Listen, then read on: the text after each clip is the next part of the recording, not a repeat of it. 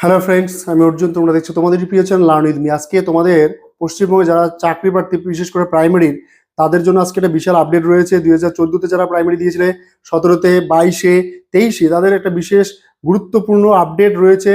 যে আপডেটগুলো অবশ্যই তোমাদের জানা উচিত। কেউ স্কিপ করবে না, শেষ পর্যন্ত অবশ্যই দেখবে। স্কিপ করলে সেই গুরুত্বপূর্ণ টপিকটা হয়তো তোমরা মিস করে যাবে, তো কেউ স্কিপ করবে না। সেখানে তোমাদের আমার আলোচনার মধ্যে যেটা রয়েছে, 2022 সালে প্রশ্নগুল মামলার একটা আলোচনা চলছে, সেটা নিয়ে তোমাদের দু চার কথা জানাবো, যেটা খুব গুরুত্বপূর্ণ। এবং যাদের হচ্ছে 2014 সালে পরীক্ষা দিয়েছে, সেখানে 6 নম্বরের প্রশ্নগুলো মামলা চলছে, সেটার একটা আপডেট দেওয়ার চেষ্টা করবো। 2023 সালে যারা পরীক্ষা দিয়েছে তাদের রেজাল্ট কবে আসতে চলেছে সেটা নিয়েও তোমাদের জানাবো। তবে তোমরা প্রত্যেকে ভিডিও শেষ পর্যন্ত থাকবে, কেউ স্কিপ করবে না। আমি আলোচনাটার মধ্যে যে সমস্ত কথাগুলো বলবো, প্রত্যেকটা কথা অথেন্টিক, কেউ মিস করবে না। তোমাদের প্রত্যেককে বলছি, যারা চ্যানেল নতুন রয়েছে চ্যানেলটাকে সাবস্ক্রাইব করে বেল আইকনটাকে প্রেস করে দিও। যারা পেজ থেকে দেখছো, ফেসবুক পেজ থেকে, তারা পেজটাকে ফলো করে সঙ্গে থেকো। দেখো, আলোচনার বিষয় হচ্ছে প্রাইমারি রিক্রুটমেন্ট 2014, অর্থাৎ 2014 সালে যে প্রাইমারি টেটটা হয়েছিল সেটার উপর বেস করে 2016 সালে কিন্তু একটা নোটিফিকেশন আসে। কিসের নোটিফিকেশন? রিক্রুটমেন্টের নোটিফিকেশন। কত হাজার ক্যান্ডিডেট? 42,949 জন ক্যান্ডিডেটের একটা রিক্রুটমেন্টের জন্য নোটিশ বেরিয়ে আসে। সেক্ষেত্রে সেক্ষেত্রে যে ঘটনাটা ঘটে সেটা নিয়ে পরে কথা বলছি।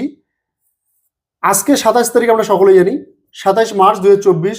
আজকে কিন্তু এই প্রাইমারি 5% যে মামলাটা, সেটা কিন্তু কোর্টে উঠেছে সম্ভবত। ঠিক আছে, তো সেই 5% মামলা কি হচ্ছে সেটা নিয়ে তো আলোচনা অবশ্যই আসবো। এই মামলার রায় কি হয় সেটা নিয়েও তোমাদের জানাবো। ঠিক আছে, তোমাদের যদি জানার ইচ্ছা থাকে 5% মামলার কি পরিস্থিতি, তোমরা কমেন্ট বক্সে অবশ্যই কমেন্ট করবে। যাদের 5% মামলার আপডেট চাই, আমি কমেন্ট দেখে তোমাদের সেই হিসেবে ভিডিওটি নিয়ে আসবো। 2208 জনকে কি করে 2018 সালে পর্ষদ নিয়োগ করে। এবার এই 2208 জনকে কিভাবে নিয়োগ করে? এই যে 42,949 জনকে নিয়োগ করে, এটা কিন্তু 16 সালে নিয়োগ শুরু হয়।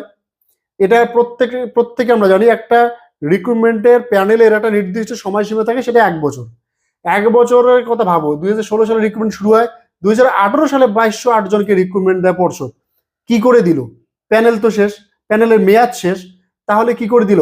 প্রথম কথা হচ্ছে কি, দুর্নীতির মানে শেষ নেই। 42,949 যে রিক্রুটমেন্ট হয়েছিল, সেখানে হাজারো দুর্নীতি হয়েছিল, তার হাজারো প্রমাণ পশ্চিমবঙ্গের প্রত্যেকটা ছেলে মেয়ে জানি আমরা। তো সেক্ষেত্রে সেটা কথা আমরা সেদিকে যাব না। যেটা কাজের কথা সেটা হলো গিয়ে 2208 জনকে রিক্রুটমেন্ট দেয়।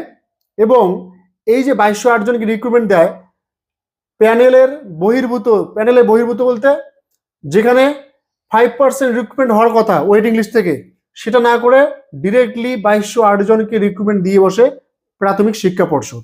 এখানেই গল্প বেজে যায়। যারা ক্যান্ডিডেট ছিল তারা বিভিন্নভাবে পিটিশন কেস করে।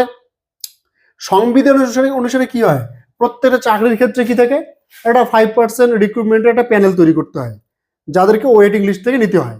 তো সেটা কিন্তু পর্ষদ মানে না মেনে সে নিজের মতো করে রিক্রুটমেন্টটা করে, 2208 জনকে নিয়োগটা দিয়ে দেয় প্রাইমারি চাকরিতে। সেক্ষেত্রে পর্ষদ যখন এই জিনিসটা মানেনি, তখন হচ্ছে রুলসটা ভেঙে গেল, তখন অনেকেই কি করে কেস করে। সেই মামলাটার কিন্তু আজকে একটা রায় উঠেছে, মানে আজকে একটা শুনানি রয়েছে 27 তারিখ। ঠিক আছে, যেখানে 5% যদি আমরা হিসাব ধরি, এই 42,949 যদি আমরা 5% হিসাব ধরি, তাহলে 2247 জন থাকে। এই 2247 জন কিন্তু ওয়েটিং লিস্ট থেকে চাকরি পাওয়ার কথা ছিল, কিন্তু সেখানে পর্ষদ সেটা না করে 2208 জনকে নতুন করে নিয়োগ দিয়ে দেয়। এটা দিয়ে সমস্যাটা বেঁচে যায়। এই যে 42,949 জন ক্যান্ডিডেটকে নিয়োগ দেয়, এটা কিন্তু 3টে স্টেপে নিয়োগটা দিয়ে দেয়। এবার এই 3টে স্টেপে নিয়োগ দেওয়ার পরে এই 2208 জনকে নিয়োগটা কিভাবে দেয়? মেয়াদ উত্তীর্ণ হিসেবে নিয়োগ দেয়। 1 বছর পেরিয়ে যাওয়ার পরেও নিয়োগ দেয়, এটা হচ্ছে কি মেয়াদ উত্তীর্ণ হিসেবে প্রমাণিত হয়। এবার এই যে রিক্রুটমেন্ট 2016 সালে যেটা হয়েছিল, 2018-তে কি করে সম্ভব? 2018-তে দুটো জিনিস ভালো করে খেয়াল করো তোমরা। 2018-তে 1 বছরের জায়গায় 2 বছর পেরিয়ে 2 বছর হয়ে যায়। 2016 থেকে 18 2 বছর হয়ে যায়। এই 2 বছরের কারণে কিন্তু এটা কিন্তু আবার মামলা হয়। এই মামলাটা কিন্তু আজকে একটা হিয়ারিং চলছে 5% মামলা হিসেবে। প্রাইমারির ক্ষেত্রে এই 5% রিক্রুটমেন্টের যে মামলাটা, আজকে কিন্তু হিয়ারিং রয়েছে। সেক্ষেত্রে যদি পজিটিভ জাজমেন্ট একটা আসে, সেক্ষেত্রে কিন্তু যারা ইন সার্ভিস রয়েছে প্রাইমারিতে যারা ইন সার্ভিস রয়েছে, তাদের কিন্তু চাকরি সংকটের মুখে, তাদের কিন্তু চাকরি যেতে বসেছে। ঠিক আছে, সেদিক থেকে এটা যেটা আমরা খবর পাই, আপডেট পাই, সেটা হলো 42,949 জনের যে প্যানেল, সেই প্যানেল কিন্তু বের করে না প্রাথমিক শিক্ষা পর্ষদ। এবং যখন অভিজিৎ গাঙ্গুলি, প্রাক্তন বিচারপতি অভিজিৎ গাঙ্গুলি সেক্ষেত্রে পর্ষদকে প্রেশারাইজ করে, তারপরেও কিন্তু এই পর্ষদ কিন্তু প্যানেলটা বের করে না। পরে কি করে, প্রেশারের মুখে পরে কি করে পর্ষদ ব্রেকআপ প্যানেল একটা বের করে, ব্রেকআপ প্যানেল বের করে, এবং সেক্ষেত্রে যেটা দেখা যায় বিভিন্ন জায়গায় বিভিন্ন দুর্নীতি কিছু ধরা পড়ে। সেক্ষেত্রে অমৃতা সিনহা যে ম্যাডাম রয়েছে, তিনি বলেন যে ডিপিএসসি ওয়াইজ প্যানেল বের করতে হবে, কিন্তু পর্ষদ সেটাতে রাজি হয় না, কারণ জানে ডিপিএসসি ওয়াইজ যদি প্যানেল বের করা যায় তাহলে কিন্তু সম্পূর্ণ দুর্নীতিটা একদম প্রকাশ্যে চলে আসবে, সেটা করবে না। যার জন্যই পরবর্তী সময়ে আমরা দেখতে পাইছি যে রাজাশেখর মান্থা একটা কথা বলেছিল যে দুটো, এই যে তোমাদের কিছুদিন আগে যে রিক্রুটমেন্ট হলো ডিপিএসসি অনুযায়ী, সেক্ষেত্রে দুটো ডিপিএসসিতে রিক্রুটমেন্টের কি বলবো পদ এখনো খালি রয়েছে, রিক্রুটমেন্ট ফুলফিল হয়নি। সেক্ষেত্রে রাজাশেখর মান্থা একটা কথা বলেছিলেন যে সেক্ষেত্রে রিক্রুটমেন্টটা ফুলফিল হয়নি, তার কারণ সেক্ষেত্রে চাকরি বিক্রি হয়নি। তাই অর্থাৎ কতটা কড়াভাবে প্রেশারাইজ করছে পর্ষদকে, তারপরও এদের মানে কি বলবো, এদের এদের মানে চিন্তাধারার উদয় হয় না যে এই সমস্ত দুর্নীতির থেকে যারা স্বচ্ছভাবে পড়াশোনা করেছে, যারা স্বচ্ছভাবে পরিশ্রম করে চাকরি পেতে চাচ্ছে, যারা রাজপথে পড়ে রয়েছে, তাদের চাকরিটা হওয়া উচিত। যাক, যেটা হচ্ছে সেটা মানে সময় বলবে। 31শে ডিসেম্বর সিবিআই 2023 সালে একটা তদন্ত শেষ করে একটা কোর্টের কাছে তোমার হচ্ছে 2রা জানুয়ারি 2024 সালে কিন্তু একটা তদন্ত পেশ করে। সেক্ষেত্রে স্পষ্ট জানিয়ে দেয় যে সেখানে হাজারো দুর্নীতি ছিল সেই রিক্রুটমেন্টে, 2014 সালের রিক্রুটমেন্টে।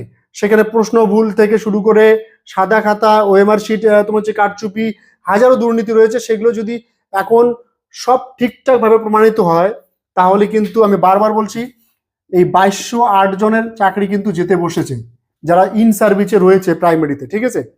একই সঙ্গে তোমাদের আর দুটো জিনিস আপডেট জানিয়ে দেই, যারা 2014 সালে প্রশ্ন ভুল মামলায় রয়েছে তাদের কিন্তু একটা ভালো সময় আসতে পারে, কারণ তোমাদের আগেই বলেছিলাম এটা বিচারাধীন ব্যবস্থা, মানে বিচারাধীন তোমার যে অবস্থা রয়েছে, এটার রায় যদি ঠিকঠাক আসে তাহলে কিন্তু আরো অনেকেই পাশ করে যাবে, আর পাশ করে গেলে তোমরাও অনেকেই সেক্ষেত্রে ইন্টারভিউ চান্স পাবে, সেক্ষেত্রে তোমাদের কিন্তু সার্ভিসটা হতে পারে।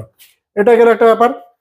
আর 2022 সালে যারা পরীক্ষা দিয়েছিল, পাশ করেছিল, তাদের ইন্টারভিউ আমি আবার বলে দিচ্ছি, ইলেকশনের পরেই তোমাদের ইন্টারভিউটা হতে চলেছে, ঠিক আছে। তবে এই সমস্ত যে মামলাগুলো চলছে, এই যে রিক্রুটমেন্টগুলো রয়েছে, এগুলো কিন্তু তার আগে কিন্তু শেষ করে নিতে হবে, এটা যেটা পরিষ্কার কথা।